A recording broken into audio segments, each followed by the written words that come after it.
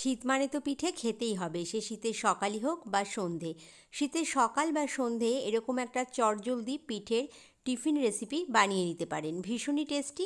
নলেন গুড়ের সাথেও ভীষণ ভালো লাগে, আবার পায়েসের সাথেও ভীষণ ভালো লাগে। আজকে বানিয়ে নেব সরু চাকলি। আগের দিন রাতে 1 কাপ পরিমাণ বিউলির ডাল আর সেই কাপেই মেপে 1.5 কাপ পরিমাণ আতপ চাল খুব ভালোভাবে ধুয়ে ভিজিয়ে রেখেছি। পরের দিন সকালবেলা বিউলির ডাল আর আতপ চালটা খুব ভালোভাবে ভিজে গেছিলো, মিক্সিং জারে আলাদা আলাদা করে ব্লেন্ড করে নিয়েছি।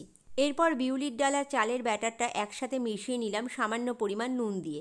ব্যাটারটা একটু বেশি গাঢ় হয়ে গেছিলো বলে 1 কাপ পরিমাণ গরম জল ব্যবহার করলাম। চাল ডালের ব্যাটারটা একদম পারফেক্টভাবে রেডি করে নিয়ে গ্যাস ওভেনে একটা ফ্রাই প্যান বসিয়ে দিলাম লো ফ্লেমে।